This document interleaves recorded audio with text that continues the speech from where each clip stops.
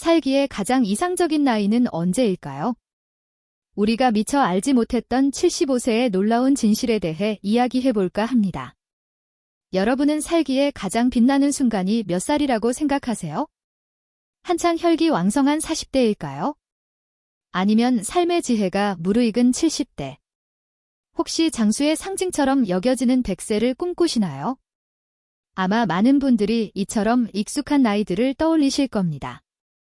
젊고 활력 넘치는 40대, 깊이 있는 경험과 지혜로 가득한 70대, 또는 오래도록 삶을 누린 100세. 그런데 제가 만약 이 숫자들로는 우리의 노년을 제대로 설명할 수 없다고 말씀드린다면 어떠실까요? 더욱 놀라운 것은 우리의 삶에서 가장 이상적이라고 할 수 있는 그 결정적인 나이가 먼 미래가 아니라 대부분이 전혀 예상하지 못하는 어느 특별한 시점에 찾아온다는 사실입니다. 그 나이는 바로 우리가 건강하게 오랜 시간을 살아갈 수 있을지 아니면 급격히 쇠약해질지를 결정하는 중요한 분기점입니다. 만약 이 숫자를 모르고 무심코 지나친다면 여러분과 여러분 가족의 노년은 상상했던 것과는 전혀 다른 방향으로 흘러갈 수도 있습니다. 저는 지난 20년 동안 노인의학을 연구하며 수천 명의 어르신 환자들을 만나왔습니다. 그 긴 시간 속에서 제가 발견한 가장 중요한 진실 하나를 오늘 여러분께 공개하려고 합니다. 이 영상에서 여러분은 노화가 진행되는 3가지 결정적인 단계와 특히 가장 중요한 3번째 단계 이후 반드시 실천해야 할 5가지를 배우게 될 것입니다. 더불어 우리 한국 어르신들을 더 빨리 쇠약하게 만드는 5가지 치명적인 실수도 함께 알려드릴게요. 시작하기 전에 잠시 시간을 내어 채널 구독과 좋아요 버튼을 눌러주시면 감사하겠습니다. 여러분의 작은 관심과 지지가 제가 값비싼 약 없이도 오래 건강하게 사는 비결을 꾸준히 공유하는 데 큰 힘이 될 것입니다. 그리고 여러분이 이 영상을 어디서 시청하고 계시는지 댓글로 남겨주시거나 건강에 특별히 관심이 많다면 숫자 2를 남겨주세요. 여러분의 건강 여정이 어디서 시작되었는지 무척 궁금합니다. 자, 그럼 이제 본격적인 이야기에 들어가 볼까요? 제가 말씀드리는 이 이상적인 숫자, 이 결정적인 나이는 과연 몇 살일까요? 그 숫자는 바로 75세입니다. 75세라고요? 아마 많은 분들이 의아해하실 겁니다. 75세가 왜 이상적인 나이인가요? 그건 인생의 황혼기에 가까운 나이 아닌가요? 아닙니다. 75세는 끝이 아닙니다. 75세는 건강한 노년과 쇠약한 노년을 가르는 가장 명확한 경계선입니다. 이 나이를 기점으로 우리 몸은 완전히 다른 속도로 움직이기 시작합니다. 제가 왜 75세를 이토록 중요한 이정표라고 부르는지 지금부터 자세히 설명해 드리겠습니다. 우리 몸은 50세 이전까지는 비교적 천천히 변화합니다. 물론 30대 후반부터 조금씩 체력이 떨어지고 40대에 들어서면 여기저기 불편한 곳이 생기기도 하지만 그래도 일상생활을 유지하는 데는 큰 문제가 없습니다. 하지만 50세를 넘어서면서부터 우리 몸은 노화의 첫 번째 변화 단계에 접어듭니다. 50세 이후는 마치 조용한 변화의 시기 같습니다. 근육량이 서서히 줄어들기 시작하고 뼈의 밀도가 약해지며 호르몬 분비가 눈에 띄게 감소합니다. 시력이 흐려지고 청력도 예전 같지 않습니다. 그러나 이 모든 변화는 너무나 천천히 일어나기 때문에 대부분의 사람들은 자신이 여전히 건강하다고 착각하기 쉽습니다. 이것이 바로 첫 번째 위험, 안일함입니다. 많은 분들이 50대, 60대 초반에 이렇게 말씀하십니다. 나는 아직 괜찮아. 산도 오르고 골프도 치고 여행도 다니는데 무슨 문제가 있겠어. 하지만 바로 이 시기야말로 가장 중요한 준비의 시기입니다. 이 시기에 근육을 유지하고 뼈를 강화하며 심폐기능을 단련하지 않으면 다음 단계에서 큰 어려움을 겪게 될 수 있습니다. 그리고 65세가 되면 두 번째 단계로 접어듭니다. 이 시기가 되면 모든 것이 더 명확하게 다가옵니다. 혈압이 오르기 시작하고 혈당 조절이 어려워지며 관절이 시큰거리고 밤에 깊이 잠들지 못하는 날들이 늘어납니다. 감기에도 자주 걸리고 한 번 아프면 회복 속도가 현저히 느려집니다. 여러분의 몸은 마치 오래된 휴대폰 배터리처럼 작동합니다. 처음에는 100%까지 충전되던 배터리가 이제는 80%까지밖에 안 되고 그마저도 금방 50%로 떨어지는 것처럼 말이죠. 이 시기에는 많은 분들이 병원을 자주 찾기 시작합니다. 고혈압 약을 먹고 당뇨 약을 먹고 콜레스테롤 약을 복용합니다. 무릎이 아파서 주사를 맞고 허리가 아파서 물리 치료를 받습니다. 이 모든 증상들이 65세 전후로 집중적으로 나타납니다. 하지만 이것 또한 사실 시작에 불과합니다. 진짜 갈림길은 바로 75세입니다. 75세를 넘어서면 우리 몸의 쇠퇴 속도가 무려 4배로 증가합니다. 4배입니다. 50대와 60대에 천천히 감소하던 근육이 75세 이후에는 매년 급격하게 줄어듭니다. 균형 감각이 나빠지고 뇌의 크기가 실제로 축소되며 뼈는 더욱 약해집니다. 심장과 폐, 소화기관, 그리고 면역체계 모두가 급격한 기능을 상실합니다. 이 시기에는 작은 낙상 하나가 생명을 위협할 수 있습니다. 가벼운 감기가 순식간에 폐렴으로 이어질 수 있고 사소한 정신적 충격이 온몸을 단 몇 주 만에 무너뜨릴 수도 있습니다. 제가 진료실에서 만난 많은 환자분들이 75세를 기점으로 완전히 다른 사람이 되셨습니다. 74세까지만 해도 혼자서 시장도 가고 친구도 만나던 분이 76세가 되면 갑자기 지팡이 없이는 걷기 힘들어하고 78세가 되면 요양원 입소를 고민하게 됩니다. 이것이 제가 75세를 이토록 중요한 이정표라고 부르는 이유입니다. 75세는 끝이 아닙니다. 75세는 전환의 나이입니다. 이 나이를 어떻게 준비하고 어떻게 관리하느냐에 따라 여러분은 90세, 100세까지도 건강하고 활기차게 살 수도 있고 아니면 80세도 되기 전에 침대에 누워 지낼 수도 있습니다. 그렇다면 많은 분들이 궁금해하실 겁니다. 도대체 왜 75세를 기점으로 이렇게 급격한 변화가 일어나는 걸까요? 그것은 우리 몸의 모든 시스템이 마치 오랜 시간 쌓인 피로처럼 한계에 도달하기 때문입니다. 근육세포는 재생 능력을 거의 잃고 뼈는 칼슘을 흡수하는 능력이 크게 떨어지며 신경세포는 더 이상 새로운 연결을 원활하게 만들지 못합니다. 심장은 펌프 기능이 약해지고 폐는 산소 교환 효율이 낮아지며 신장은 노폐물을 걸러내는 속도가 느려집니다. 이 모든 것이 마치 도미노처럼 동시에 일어납니다. 오래된 집의 기둥, 지붕, 수도관, 전기선이 동시에 낡아가는 것과 같습니다. 한두 가지만 고치면 될 때는 괜찮지만 모든 것이 동시에 무너지기 시작하면 집 전체가 위험해지는 것처럼 우리 몸도 마찬가지입니다. 하지만 여기서 중요한 사실 하나를 말씀드리겠습니다. 이 모든 노화의 변화는 피할 수 없지만 그 속도를 늦출 수는 있습니다. 적절한 관리와 올바른 생활 습관으로 75세 이후의 쇠퇴를 4배에서 2배로, 심지어 1배로 줄일 수 있습니다. 그것이 바로 오늘 제가 여러분께 전하고자 하는 핵심 메시지입니다.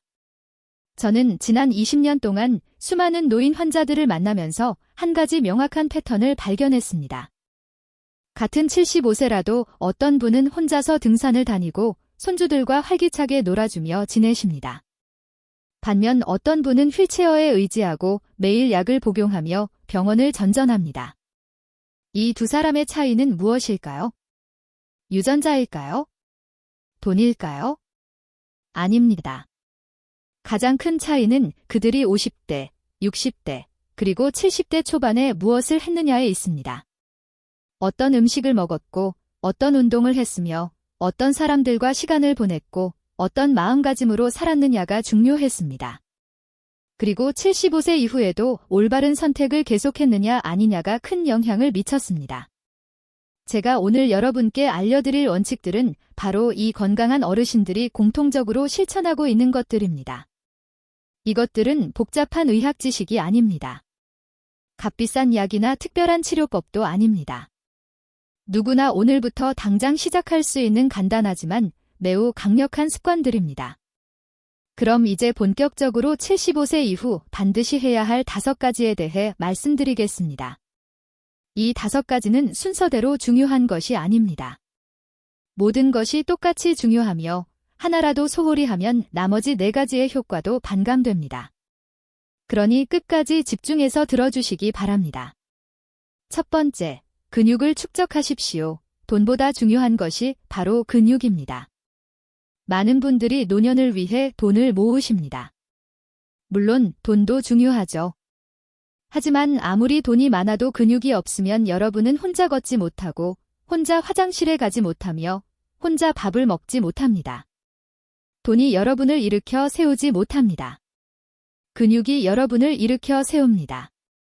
75세 이후 가장 무서운 것이 무엇인지 아십니까? 바로 낙상입니다. 넘어지는 것이죠. 한국에서 매년 65세 이상 노인 중 약 3분의 1이 최소 한 번 이상 넘어집니다. 그리고 그중 절반 이상이 골절상을 입습니다.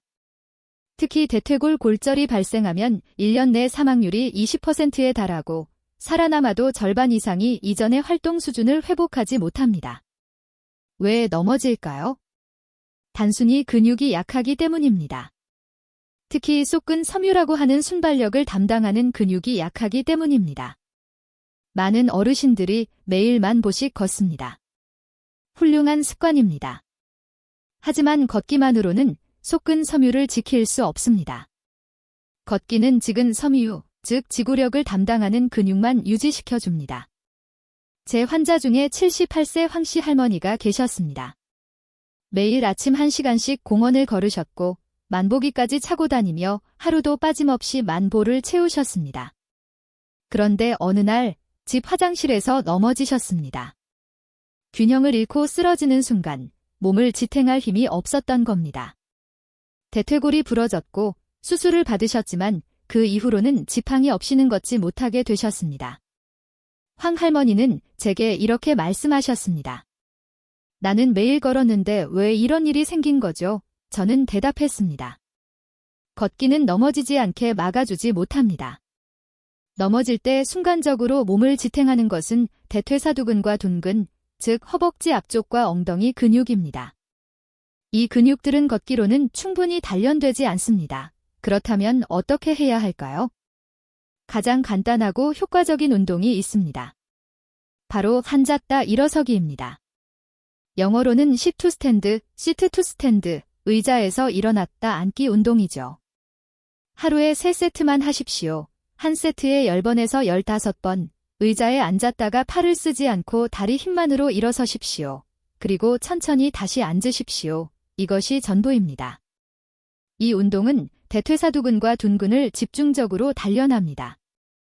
이 근육들은 노인 신체의 엔진입니다. 이 엔진이 강하면 여러분은 계단을 오르고 버스를 타고 시장을 다니고 손주를 안을 수 있습니다. 이 엔진이 약하면 여러분은 침대에 누워 지내게 됩니다. 처음에는 힘들 수 있습니다. 5번도 힘들 수 있습니다. 괜찮습니다. 처음에는 의자 팔걸이를 가볍게 잡고 하십시오. 매일 조금씩 늘리십시오. 한 달 후면 여러분은 전혀 다른 사람이 될 것입니다. 다리가 단단해지고 허리가 펴지며 걸음걸이가 달라집니다. 근육은 나이가 들어도 늘어납니다. 이것은 과학적으로 증명된 사실입니다. 80세, 90세에도 올바른 운동을 하면 근육이 증가합니다. 문제는 운동을 하지 않는 것입니다. 움직이지 않으면 근육은 매년 1에서 2%씩 사라집니다. 10년이면 10에서 20%입니다. 그것이 여러분을 휠체어에 앉히는 것입니다. 두 번째, 단백질을 충분히 섭취하십시오. 이것은 생존의 문제입니다. 노인들은 젊은 사람들보다 더 많은 단백질이 필요합니다. 이것을 아는 사람이 많지 않습니다. 대부분의 어르신들은 담백한 식사를 하십니다. 죽, 나물, 된장찌개. 물론 나쁜 음식이 아닙니다. 하지만 충분하지 않습니다. 노인의 몸에는 동화 저항성이라는 현상이 일어납니다. 같은 양의 단백질을 먹어도 젊은 사람보다 흡수율이 낮습니다. 근육으로 가는 단백질이 적습니다. 그래서 더 많이 먹어야 합니다. 일반 성인은 체중 1kg당 하루 0.8g의 단백질이 필요합니다. 하지만 65세 이상 노인은 1.2g이 필요하고 75세 이상은 1.5g까지도 필요합니다. 체중 60kg인 75세 노인이라면 하루에 약 90g의 단백질이 필요합니다. 90g이 얼마나 되는지 아십니까?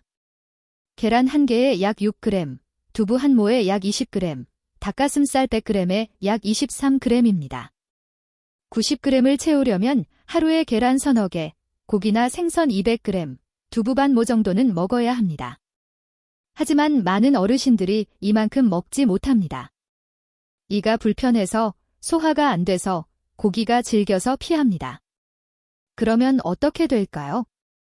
몸은 생존을 위해 근육을 분해해서 단백질을 만듭니다. 여러분이 먹지 않으면 몸이 스스로를 먹는 겁니다. 근육이 사라지고 면역력이 떨어지며 상처가 아물지 않고 피로가 쌓입니다.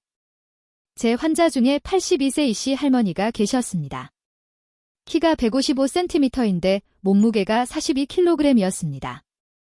피부가 얇고 팔다리가 가늘었습니다. 감기만 걸려도 한 달씩 앓으셨습니다. 제가 식사 일기를 써보라고 했습니다.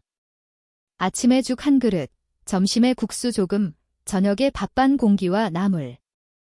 단백질이 거의 없었습니다. 저는 할머니께 말씀드렸습니다.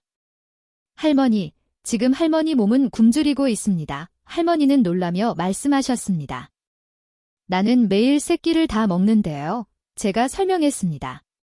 칼로리는 충분하지만 단백질이 부족합니다. 할머니 몸은 근육을 녹여서 생명을 유지하고 있습니다. 그날부터 저는 할머니께 매 끼니 계란 1개씩 먹으라고 했습니다.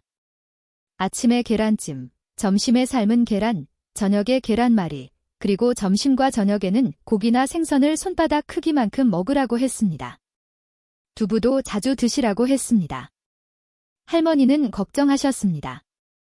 그렇게 많이 먹으면 콜레스테롤이 오르지 않을까요? 저는 대답했습니다. 할머니, 지금 할머니에게 위험한 것은 콜레스테롤이 아니라 근육 손실입니다. 계란 콜레스테롤은 혈중 콜레스테롤에 큰 영향을 주지 않습니다. 오히려 양질의 단백질과 비타민이 가득합니다.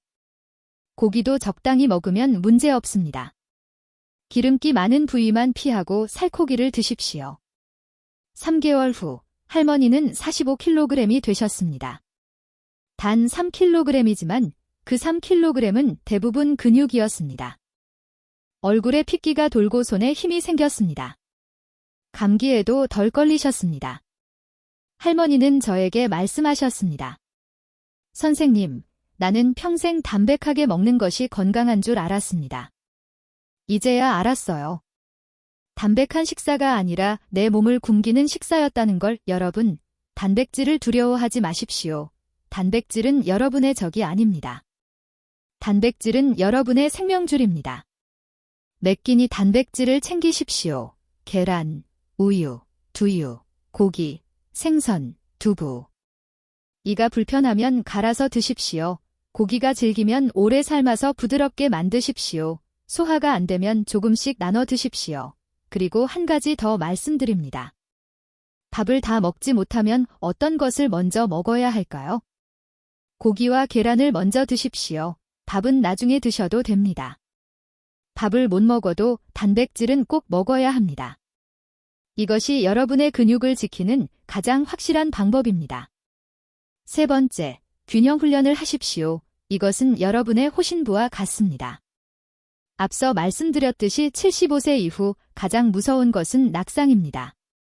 낙상을 예방하려면 근육뿐 아니라 균형 감각도 필요합니다. 나이가 들면 3가지가 나빠집니다. 시력, 전정 기능, 신체 위치 감지 능력입니다.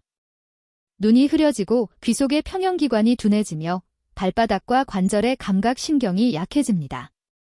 젊을 때는 이 3가지가 서로 보완합니다. 하나가 약해져도 나머지 둘이 버텨줍니다. 하지만 75세가 넘으면 셋 다 약해집니다. 그래서 조금만 바닥이 울퉁불퉁해도 넘어지고 어두운 곳에서 걷다가 넘어지며 방향을 급하게 바꾸다가도 넘어집니다. 그렇다면 어떻게 해야 할까요? 균형 훈련을 하십시오. 가장 간단한 것이 금계 독립, 즉 한 발로 서기입니다. 한쪽 다리를 들고 다른 쪽 다리로만 서는 겁니다. 처음에는 5초도 힘들 수 있습니다. 괜찮습니다. 벽이나 의자를 가볍게 잡고 하십시오. 매일 아침 저녁으로 양쪽 다리를 번갈아 가며 30초씩 서 보십시오. 한 달만 하면 여러분은 눈에 띄는 변화를 느낄 것입니다.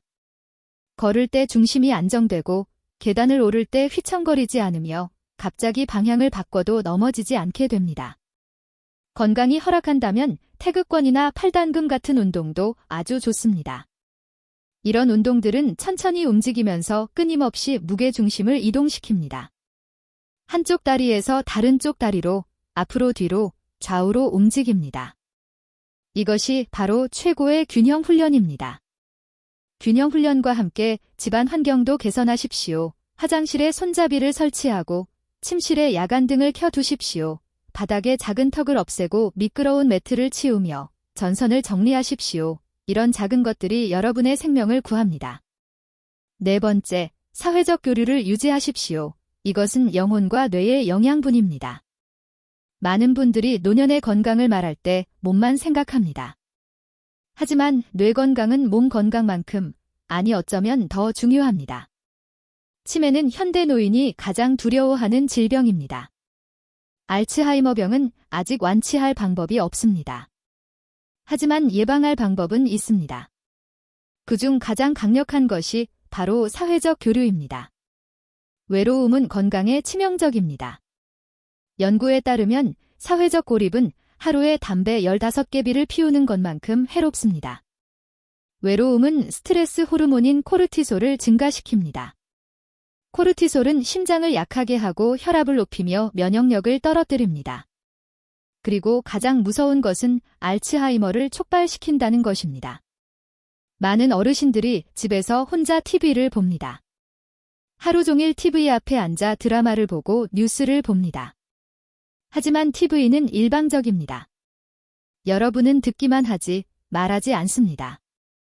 생각하지 않습니다. 뇌는 점점 둔해집니다. 반면 사람과 대화를 나누면 어떻게 될까요? 여러분은 듣고, 이해하고, 생각하고, 대답합니다. 표정을 읽고, 감정을 느끼며 추억을 떠올립니다. 이 모든 과정이 뇌를 활성화시킵니다. 뇌는 근육과 같습니다. 쓰지 않으면 약해지고, 쓰면 강해집니다. 무엇을 하면 좋을까요? 마작이나 장기, 바둑을 두십시오. 이런 게임들은 기억력, 계산력, 전략적 사고, 손과 눈의 협력, 그리고 무엇보다 사람과의 대화를 필요로 합니다. 한판 두면서 웃고 떠들고 농담하는 것이 뇌에는 최고의 영양분입니다. 동네 모임에 나가십시오.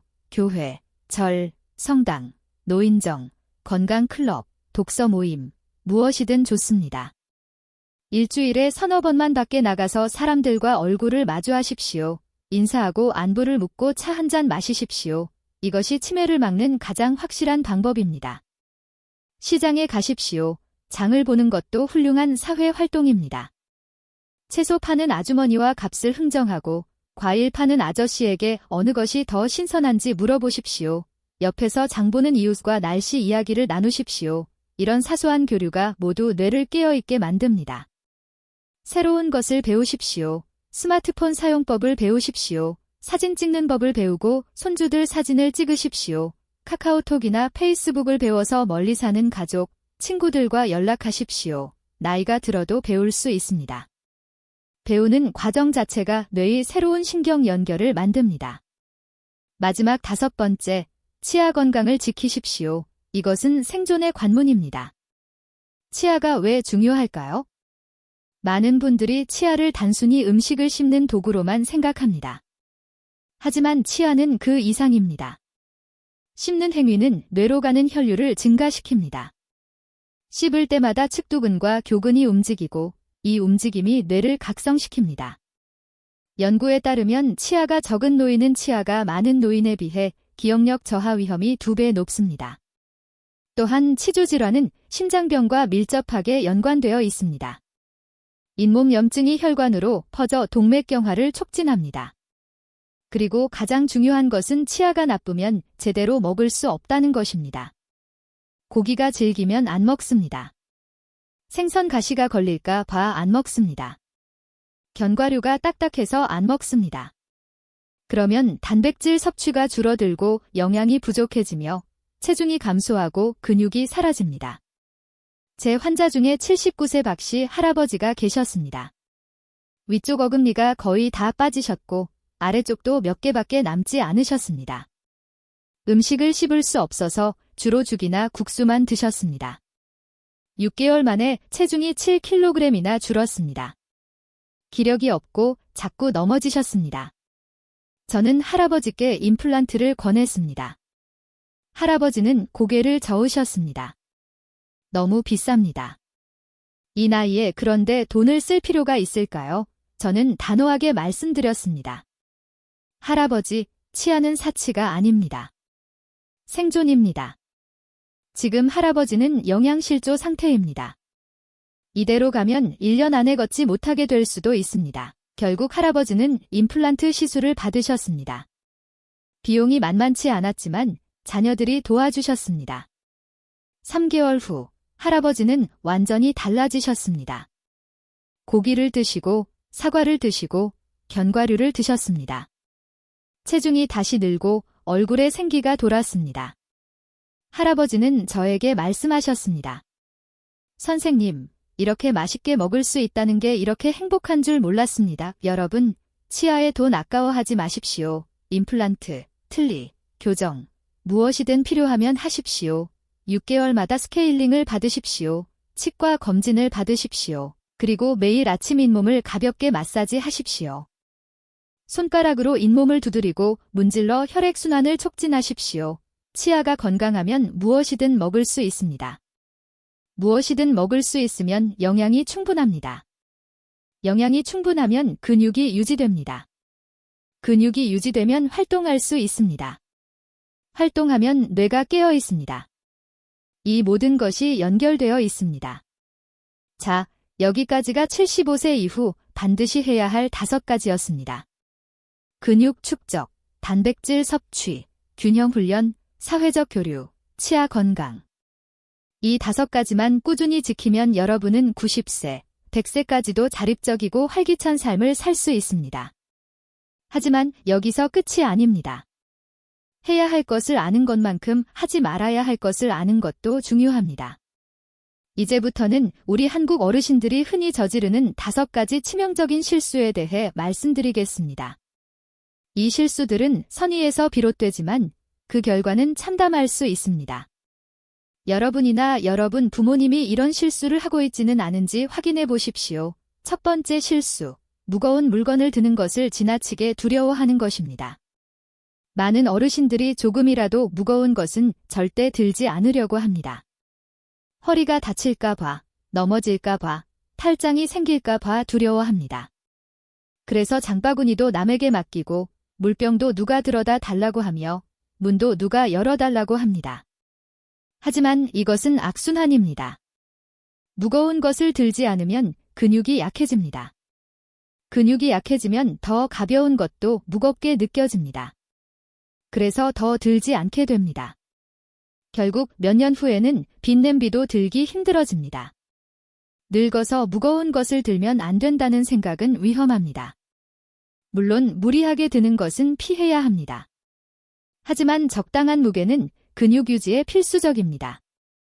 장바구니를 들고 물병을 나르고 문을 밀고 선반에서 물건을 꺼내는 것, 이 모든 것이 자연스러운 근력 운동입니다. 중요한 것은 자세입니다.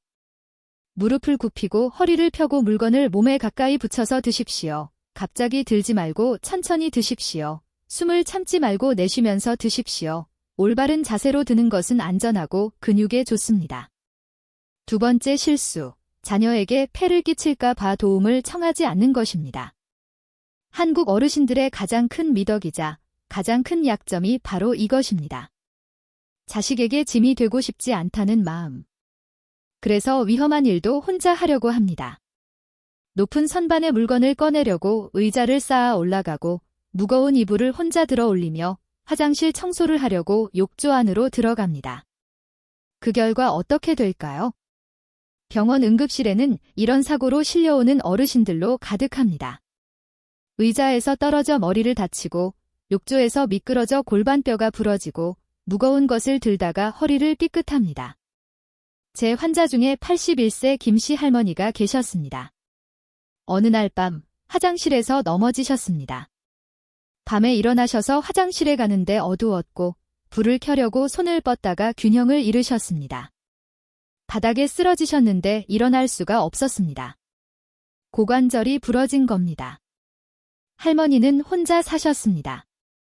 자녀들은 같이 살자고 했지만 패끼치기 싫다고 거절하셨습니다. 전화기는 거실에 있었고 휴대폰은 침대 옆에 있었습니다. 할머니는 화장실 바닥에서 새벽까지 누워 계셨습니다.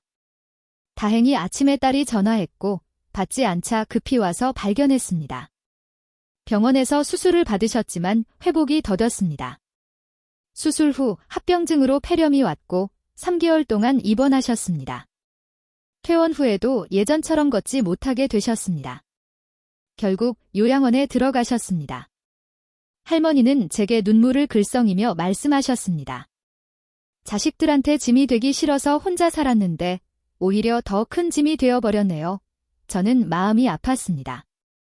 만약 할머니가 자녀들과 함께 살았다면, 아니면 적어도 화장실에 손잡이를 설치하고 야간등을 켜두었다면, 아니면 도움을 청하는 것을 두려워하지 않았다면 이런 일은 일어나지 않았을 겁니다. 여러분, 도움을 요청하는 것은 약함이 아닙니다. 지혜입니다. 자녀들은 여러분이 안전하고 건강하게 오래 사는 것을 원합니다. 잠깐의 불편을 덜어드리는 것보다 여러분이 다쳐서 병원에 입원하는 것이 훨씬 더 큰 부담입니다. 높은 곳의 물건은 자녀에게 부탁하십시오. 무거운 것은 함께 드십시오. 위험한 일은 도움을 받으십시오. 그것이 진정으로 자녀에게 폐를 끼치지 않는 방법입니다. 세 번째 실수. 나이가 들면 통증을 받아들여야 한다는 잘못된 믿음입니다. 너무나 많은 어르신들이 몇 달, 몇 년씩 통증을 참습니다.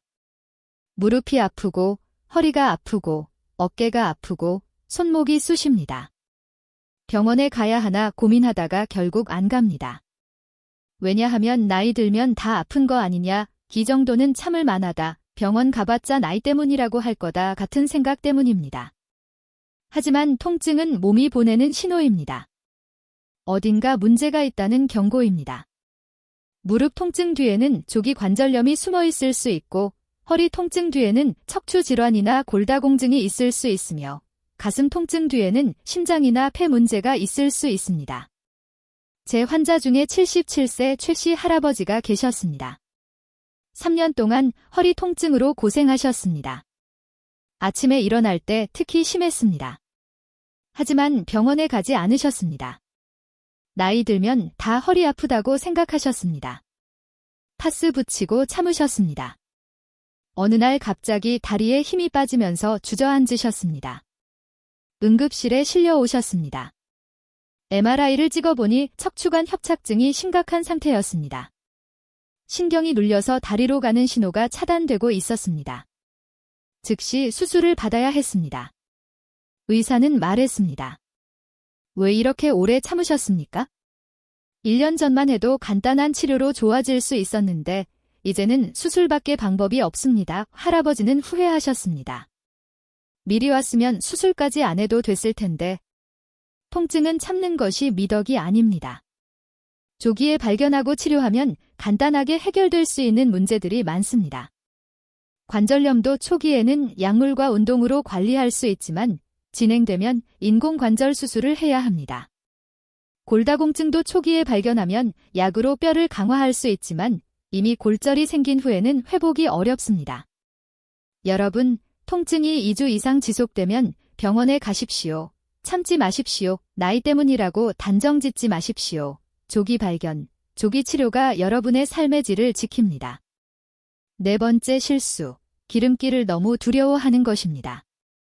콜레스테롤에 대한 공포가 많은 어르신들을 영양실조로 몰아넣고 있습니다. 기름진 음식은 절대 안 된다. 계란은 일주일에 2~3개만, 고기는 살코기만 조금, 생선도 고등어나 참치 같은 기름진 것은 피해야 한다고 생각합니다. 그래서 모든 음식을 삶거나 찌거나 데쳐서만 먹습니다. 하지만 노인에게 좋은 지방은 필수적입니다. 지방은 비타민 A, D, E, K를 흡수하는데 꼭 필요합니다. 이 비타민들은 지용성이라서 기름 없이는 몸에 흡수되지 않습니다. 비타민 D는 근육과 뼈 건강에 필수적이고 비타민 E는 항산화 작용을 하며 비타민 A는 시력과 면역력에 중요합니다. 또한 뇌의 60%는 지방으로 이루어져 있습니다. 좋은 지방이 부족하면 뇌 기능이 떨어집니다. 호르몬 생성에도 지방이 필요하고 에너지를 내는데도 지방이 필요하며 근육을 유지하는 데도 지방이 필요합니다. 제 환자 중에 74세 정씨 할머니가 계셨습니다. 콜레스테롤 수치가 조금 높다는 말을 듣고 극단적으로 기름을 끊으셨습니다.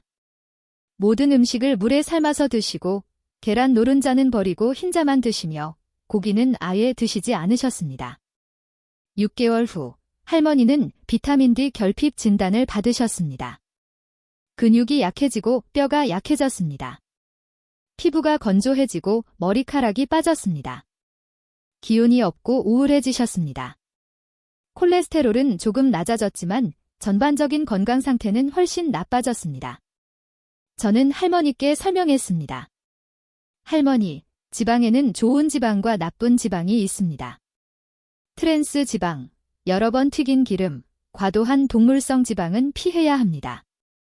하지만 올리브유, 참기름, 들기름, 아보카도 오일, 연어, 고등어, 계란, 아보카도 같은 좋은 지방은 꼭 먹어야 합니다. 할머니는 식단을 바꾸셨습니다. 매일 아침 올리브유를 두른 팬에 계란을 부쳐 드시고 점심에 고등어 구이를 드시며 저녁에 참기름을 넣은 나물을 드셨습니다. 3개월 후 비타민 D 수치가 정상으로 돌아왔고 근육량도 회복되었으며 기분도 좋아지셨습니다. 여러분, 기름을 무조건 피하지 마십시오. 좋은 기름을 적절히 섭취하십시오. 하루에 올리브유나 들기름 한두 스푼, 일주일에 등 푸른 생선 두세 번, 매일 계란 한 개, 이것이 건강한 노년의 기본입니다. 5번째 실수, 스스로를 집 안에 가두는 것입니다. 많은 어르신들이 집 밖을 나가지 않습니다. 밖은 위험하다, 감기 걸린다, 넘어질 수 있다, 사람 만나는 게 피곤하다, 집이 제일 편하다 같은 생각 때문입니다. 그래서 하루 종일 집에만 계십니다. TV를 보거나 낮잠을 자거나 창밖을 내다봅니다. 하지만 사회적 고립은 치매의 가장 강력한 위험 요인 중 하나입니다. 사람과의 교류가 없으면 뇌가 점점 꺼져갑니다. 새로운 자극이 없고 대화가 없으며 감정의 교류가 없으면 뇌는 활동을 멈춥니다. 또한 햇빛을 쬐지 않으면 비타민 D가 부족해지고 움직이지 않으면 근육이 사라지며 사람을 만나지 않으면 우울해집니다. 제 환자 중에 83세 윤씨 할아버지가 계셨습니다. 부인이 돌아가신 후 혼자 사셨습니다. 자녀 셋은 모두 해외에 살고 있었습니다. 할아버지는 혼자 남겨지셨습니다. 많은 사람들이 할머니가 오래 못 가실 거라고 생각했습니다. 하지만 할아버지는 작은 결정을 하셨습니다. 동네 도서관에서 자원봉사를 시작하신 겁니다. 일주일에 3번, 오전 2시간씩 도서관에 가서 책을 정리하고 어린이들에게 책을 읽어주셨습니다. 아이들은 할아버지를 사랑했습니다. 할아버지는 아이들에게 옛날 이야기도 들려주고 따뜻한 말도 건넸습니다. 10년이 지났습니다. 할아버지는 여전히 그 도서관에 나가십니다. 이제 99세가 되셨지만 여전히 걸으시고 말씀하시며 웃으십니다. 할아버지는 저에게 말씀하셨습니다. 선생님, 나는 아이들이 기다리기 때문에 아프면 안 돼요. 화요일과 목요일과 토요일에 나를 기다리는 아이들이 있어요. 그 아이들 때문에 나는 건강해야 해요. 여러분, 문을 열고 나가십시오. 햇빛을 쬐고 바람을 맞으십시오. 이웃과 인사하고 시장에 가서 물건을 고르십시오. 공원에서 산책하고 커피숍에서 차 한 잔 마십시오. 친구를 만나고 가족을 만나십시오. 문을 열고 조금만 나가면 여러분의 영혼과 두뇌는 이미 생명력을 얻습니다. 자, 여기까지가 한국 어르신들이 흔히 저지르는 5가지 치명적인 실수였습니다. 무거운 것 들기를 두려워하는 것, 도움을 청하지 않는 것, 통증을 참는 것, 기름기를 너무 피하는 것, 스스로를 고립시키는 것, 이 5가지만 피해도 여러분의 노년은 훨씬 건강하고 행복해질 것입니다. 하지만 여러분, 제가 오늘 말씀드린 모든 것, 근육, 단백질, 균형, 사회활동, 치아 건강, 그리고 피해야 할 실수들이 모든 것은 사실 하나의 큰 진리를 향하고 있습니다. 그것은 바로 건강은 단지 육체의 이야기가 아니라 의미, 목적, 유대의 이야기라는 것입니다. 저는 여러 해 동안 세계의 장수 지역을 연구했습니다. 일본 오키나와, 그리스의 산악 지역, 이탈리아 남부의 작은 마을들. 이곳 사람들은 반드시 부유하지 않습니다. 최첨단 의료시설이 있는 것도 아닙니다. 하지만 그들은 100세까지 건강하게 삽니다. 왜일까요? 그들에게는 세 가지가 있습니다. 사랑할 사람, 할 일, 그리고 소속될 곳입니다. 사랑할 사람이 있습니다. 배우자, 자녀, 손주, 작은 고양이나 강아지, 고향의 친구들. 누군가를 돌보고 누군가에게 돌봄을 받습니다. 할 일이 있습니다. 화초에 물을 주고, 마당을 쓸고, 스카프를 뜨고, 손주 숙제를 봐주고, 화분을 돌봅니다. 작은 일이지만 매일 해야 할 일이 있습니다. 그리고 소속될 곳이 있습니다. 건강 클럽, 친구 모임, 신앙 공동체, 독서 모임, 매일 아침 가는 카페. 자신이 속한 곳, 환영받는 곳이 있습니다. 아무도 부유해서 장수하지 않습니다. 사랑과 연결, 의미 때문에 장수합니다. 아침에 눈을 뜰 이유가 있고 기다리는 사람이 있으며 가고 싶은 곳이 있을 때 우리 몸은 살아남으려고 노력합니다. 반대로 아무것도 기대할 것이 없고 그리워할 사람도 없으며 갈 곳도 없을 때 우리 몸은 천천히 멈춥니다. 제 환자 중에 89세 이씨 할머니가 계셨습니다. 할머니는 10년 전 남편을 잃으셨습니다. 자녀 셋은 모두 해외에 살고 있었습니다. 할머니는 혼자 남겨지셨습니다. 많은 사람들이 할머니가 오래 못 가실 거라고 생각했습니다. 하지만 할머니는 작은 결정을 하셨습니다. 동네 도서관에서 자원봉사를 시작하신 겁니다. 일주일에 3번, 오전 2시간씩 도서관에 가서 책을 정리하고 어린이들에게 책을 읽어주셨습니다. 아이들은 할머니를 사랑했습니다. 할머니는 아이들에게 옛날 이야기도 들려주고 따뜻한 말도 건넸습니다. 10년이 지났습니다. 할머니는 여전히 그 도서관에 나가십니다. 이제 99세가 되셨지만 여전히 걸으시고 말씀하시며 웃으십니다. 할머니는 저에게 말씀하셨습니다. 선생님, 나는 아이들이 기다리기 때문에 아프면 안 돼요. 화요일과 목요일과 토요일에 나를 기다리는 아이들이 있어요. 그 아이들 때문에 나는 건강해야 해요. 이것이 바로 장수의 비밀입니다.